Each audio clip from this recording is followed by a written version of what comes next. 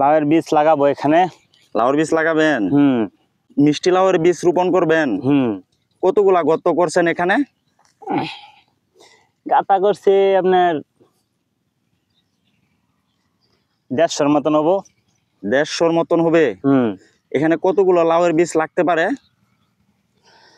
এখানে আপনার একটা গাতের মধ্যে আমি বেশি দিব 3টা করে, 3টা-4টা করে দেওয়া লাগবো আর কি। লাগানোর পরে বোঝা যাবো যে কতটি লাগাইলাম। প্রতি গর্ত পিছনে 3টা করে, 3টা-4টা করে বিচি দিতে হয়। এক একটা বিচি কত করে কিনতে হয়? এক প্যাকেট বিচির মধ্যে আপনার বীজটা হ্যাঁ 25টা 30টার মতো, 300 টাকা করে প্যাকেট। 300 টাকা করে প্যাকেট? তাহলে তো অনেক দামে বিচি কিনতে হয়। হ্যাঁ, বিচিটা অনেক টাকা লাগে। বিচিটার দাম যদি একটু কম হইতো তাহলে আমাদের একটু ভালো হইতো আর কি। বিচির দাম কম হলে আপনার জন্য ভালো হইতো। মাটিগুলো এভাবে জোড়ো করতে হয় কেন? এই মাটিটা জোড়ো করতেছি যে এখানে বিচিটা আর কি দিমু। হ্যাঁ, এখানে যদি গাছ গুছ থাকে, বড় চাক্কা থাকে, তাহলে বিচিটা বাসবে না। বিচি বাসবে না? চারাটা বাসতে পারবে না। এই জন্য মাটিগুলো নরম করে দেন। এটা যে ভিজা মাটি, এখানে কোনো সমস্যা হবে না? আপনার বিচি তো আমি বাড়িতে ভিজাই রাখছি।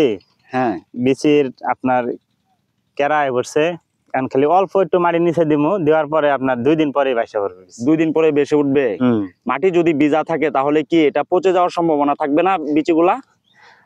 আপনার বেশি মাটি নিচে দিলে তো পচবই, আর যদি আপনি মাটির একটু উপরে দেন তাহলে এটা আর কি তাড়াতাড়ি জ্বালাই যাবে।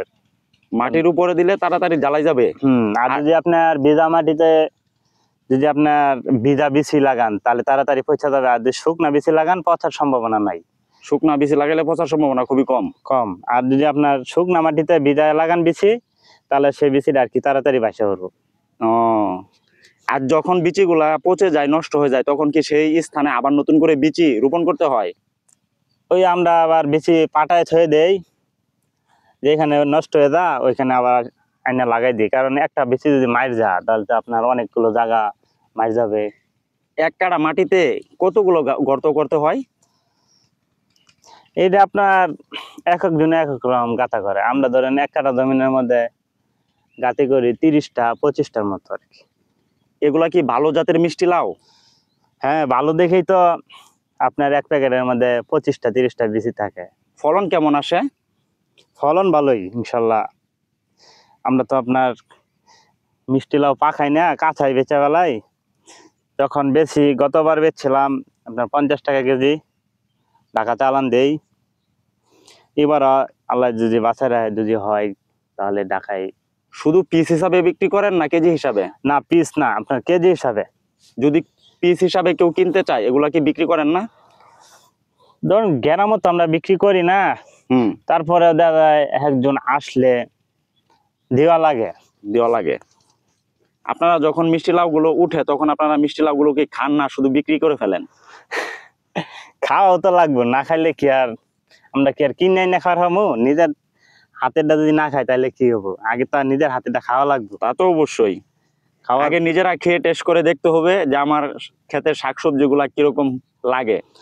ইনশাল্লাহ আগেই খান। হ্যাঁ, প্রথম যেটা হয় পরিবার নিয়ে সবাই মিলামিশা খাই। এটা এই মিষ্টি লাউ চাষে প্রচুর পরিমাণে লাভ না জাতি লাউ চাষে বেশি লাভ? আপনার মিষ্টি লাউ আমরা তো জাংলাতে করি, এটা এবার মাটিতে করব। জাংলাতে করলে দেখা যায় আপনার পোকামাকড়ে নষ্ট করে না, লাউটা ভালো হয়, লাউয়ের কালারটাও সুন্দর হয়, তাই বাজারে চাহিদা থাকে বেশি। আর আপনার যদি মাটিতে দেয় অর্ধেক লাউ নষ্ট হয়ে যায়, পোকামাকড়ে নষ্ট করে ফেলা। কিন্তু জাংলাতে দেবো, জাংলা দিলে অনেক খরচ। এটা আপনার মিষ্টি লাউয়ের তো ওজন অনেক, বাঁশ দেওয়া লাগে বেশি, কারণ বাঁশেরও তো অনেক দাম। তাই এবার এটা মাটিতে দিতেছি।